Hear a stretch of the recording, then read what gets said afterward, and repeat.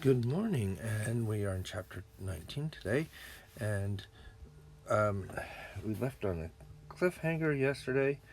The king had fallen to the earth as if he were dead, and he laid there for 2 days, and it's really action-packed. There's so much in these, and we're trying to get through them so quickly because really it's kind of nice to go quickly in these because the story just keeps unfolding, and we were left on a cliffhanger. So we are there, and it came to pass that after 2 days and 2 nights they were about to take his body and lay it in the sepulchre, and which they made for the purpose of burying their dead. But of course, the queen, having heard the fame of Ammon, she sent desiring that he should come in unto her. And I kept thinking, well, it's 2 days. What's Ammon doing? Just twiddling his thumbs or something? But then I thought, actually, they only say that he's watered the sheep once, but actually, the sheep had to have been watered every day. You can't just leave sheep without water, so they would have had to drive them there and drive them back every day. And also, he did prepare the horses, which means that the horses need to be unprepared. You can't just leave them all um, on the chariot or whatever else they had. Um, and so Ammon went to see the queen, and she said unto him, the servants of my husband have made it known unto me that thou art a prophet of God, and thou hast power to do many mighty works in his name. Notice right there, she's already got some foundation here, and we'll find out a little bit why she might have that. Therefore, in this case, I would that ye should go and see my husband, for he has been laid up on his bed for the space of 2 days and 2 nights, and some say that he is dead, and others say that he is dead and that he stinketh, that he ought to be placed in the sepulchre. And I love this as one of my favorite scriptures right here. But as for myself, to me he stinketh not. What a wonderful wife she is to him. I love it when my wife says that you stinketh not, that you don't stink. Sometimes she does tell me to stink and go and have a bath, but sometimes she says, I'm glad you don't stink. So that's good. Now, this was what Ammon desired, for he knew that the king Lamoni was under the power of God, and he knew that the dark veil of unbelief was being cast away from his mind, and the light which did light up his mind, which was the light of the glory of God, which was a marvelous light of his goodness. Yea, this light had infused such joy in his soul, the cloud of darkness having been dispelled, and the light of everlasting life was lit up in his soul. This is quite a lot of description here. Remember, Alma is the one that's writing this, and he's writing it, I'm sure, after talking to each one of these individuals. Not just Ammon, but everyone. And he knew that this had overcome his natural frame and was carried away in God. Therefore, what the queen desired of him was his only desire. So he went into the king, and he saw the king, and he knew he was not dead, and he said, he's not dead, but he sleepeth, and on the morrow he shall rise again. Therefore bury him not. And Ammon said unto her, believest thou this? And she said unto him, I have no witness save thy word and the word of our servants. Nevertheless, I believe, and it shall be according as thou hast said. And Ammon said unto her, blessed art thou because of thy exceeding faith. I say unto thee, woman, there has not been such great faith among all the people of the Nephites. This again is one of those scriptures that just really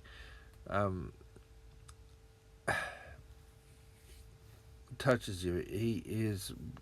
This is such a personal, this chapter is such a personal thing. You can feel the pain of the queen, and you feel the faith coming through, and you feel the love Ammon has for her and for her husband, and for the servants. And so she does what he says, watches over her husband until the next day, as appointed. And it came to pass that he rose again, according to the words that the king arose again, and he arose. As he arose, he stretched forth his hand and said unto the woman, and feel the tenderness. He stretches forth, she's right there. Blessed be the name of God, and blessed art thou. For as sure as thou livest, behold, I have seen my Redeemer, and he shall come forth and be born of a woman, and he shall redeem all mankind who believe on his name. Now when he had said these words, his heart was swollen within him, and he sunk again with joy. And the queen also sunk down, being overpowered by the Spirit. I just don't know if we can really understand how great an experience they had here. I feel that Alma is trying so hard to express what was going on here. And Ammon, seeing the Spirit of the Lord poured out according to his prayers upon the Lamanites, his brethren, who had been the cause of so much mourning among the Nephites, or among the people of God, because of the iniquities of their traditions, he fell upon his knees and began to pour out his soul in a prayer of thanksgiving for God, for what he had done for his brethren, and he was also overpowered with joy. And thus they all three had sunk to the earth. This is amazing, this is just so much happening. Now the servants, it's like, okay, don't want to be left out, I guess. Seeing that they had fallen, they also began to cry unto God. Remember, they've had 2 days longer from when the king had fallen the first time, 3 days actually, to start building their own testimonies and their own ideas about what Ammon had said. And I doubt Ammon just stopped with 1 day just because the king had fallen to the earth. And they began to cry unto God for fear of the Lord, and had come upon them also, for they had stood before the king and testified unto him concerning the power of Ammon. And it came to pass that they did call upon the name of the Lord in their might, even until they had all fallen to the earth, save it were, and this is one of my heroes in the whole place, and it must have been Alma's as well, and Ammon's, because Abish is named by name. And not everybody is. None of the other servants were. Not even the queen was named by name. Whose name was Abish, and having been converted unto the Lord for many years on account of a remarkable vision of her father, which I'd love to find out more about, but we don't have that. Thus having been converted to the Lord, and never having made it known, therefore she saw that all the servants of Lamoni had fallen to the earth, and also her mistress and queen and king, and Ammon lay prostrate on the earth. And she knew it was the power of God, and supposing that this was an opportunity, she's going to take this opportunity, by making it known unto the people what had happened among them, that by beholding this scene it would cause them to believe in the power of God. Therefore she ran forth from house to house, making it known unto the people. I love this. I just put a little note again. Remember, I did this last time with the chapter in Gospel Principles of Missionary Work. We can invite friends who are interested in learning more about the gospel into our homes to be taught by the missionaries. If our non-member friends live too far away, we can request that the missionaries are sent in their areas to visit them. So, she made it known unto the people. Now, this is the sort of thing that we want to get to in our testimony, where we're just really happy to share it. But remember, it doesn't always happen the way that we want it to. So they assemble themselves together, and they see these bodies that seem to be dead on the earth, and they think, oh, great, there's a Nephite there. And he is just horrible. And the people began to murmur among themselves, saying that it was the great evil that had come upon them, the king, because he suffered a Nephite to be in there. And then some said that it was because the king had slain the people, his servants, when their flocks were scattered, as a common knowledge of what was going on. And they also rebuked by those men that scattered the flocks, saying that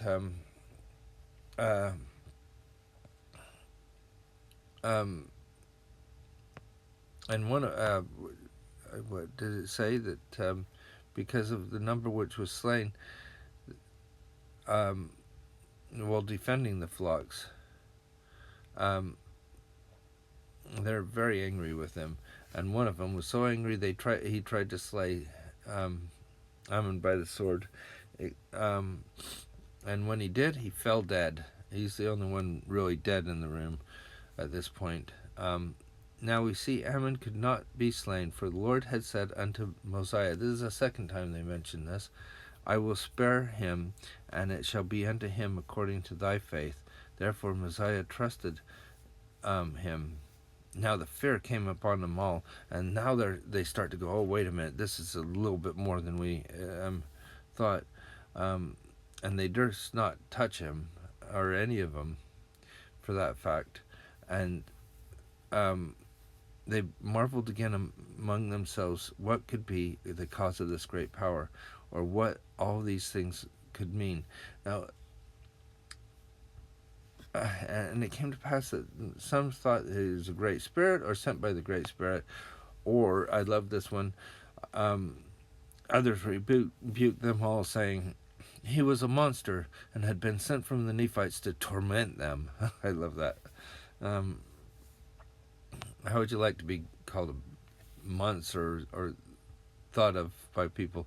Oh, you're a monster, you've come to torment us. I think on my mission there's a few times when it was sort of like that. As missionaries, you just kind of, they have this idea that you're just horrible or something, and they just look at you like you're a monster. It's an interesting thing when that happens, and you just smile and let them go on their way. And then they talk about him being the Great Spirit, or sent by the Great Spirit, and that it was the Great Spirit that had always attended the Nephites, and that that's why they never got ahead in the battles. And thus the contention began to be exceedingly sharp. And while they were contending, Abish, the woman servant who had caused the multitude to gather together, came, and when she saw the contention which was among the multitude, she was exceedingly sorrowful, even unto tears. Do you ever have an experience that is so tender and so wonderful and so warm in your hearts, and you want to share it with someone, and when you share it, they kind of reject it, they kind of don't understand it, and it hurts. A lot of members in the church do not invite their friends and family because they don't want that hurt, because they are afraid of sharing that because it's so personable, and they don't want people to misunderstand what they're feeling. It's not that feeling wasn't right. It was that there was such a powerful situation. You don't want to just, it's such a private thing sometimes. The difference with Abish was that she shared it regardless, and even through the sorrow and even through the tears, she maintained this constant. She was afraid to share it until this opportunity. And when this opportunity came, she shared it. And people had different views. It came to pass that when she went and took the queen by the hand, you can tell the love that this servant has for her queen. And there is a love there that is just said by these little things about taking him by the hand, and that perhaps she might raise her from the ground. And as soon as she touched her hand, she arose and stood upon her feet and cried with a loud voice, "Oh, blessed Jesus, who has saved me from an awful hell. Oh, blessed God, have mercy on this people." And when she said this, she clasped her hands with being filled with joy, speaking many words that were not understood. And when she had done this, she took the King Lamoni, by the hand, and behold, he arose and stood upon his feet. And he immediately, seeing the contention among his people, went forth and began to rebuke them and teach them the words which he had heard from the mouth of Ammon. And as many as heard his words believed and were converted unto the Lord. I love that they just, if they listened, they believed and were converted. But there were many among them that would not hear the words, therefore they went their way. It's a bit weird. It's just like, it's just too much for them, I guess, but it just seems weird that this was all happening and they then wouldn't listen. And some of it is probably those that knew the guy that had been murdered, because he was part of the people that would scatter the sheep anyway.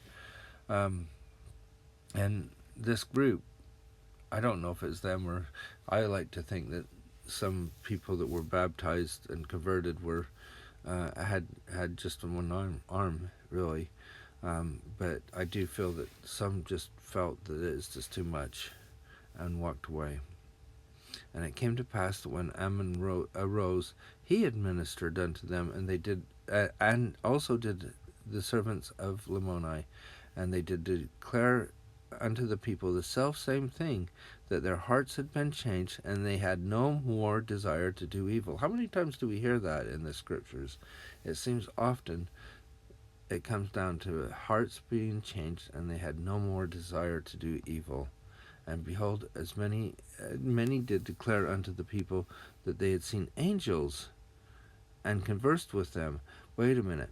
At this time, in a different land,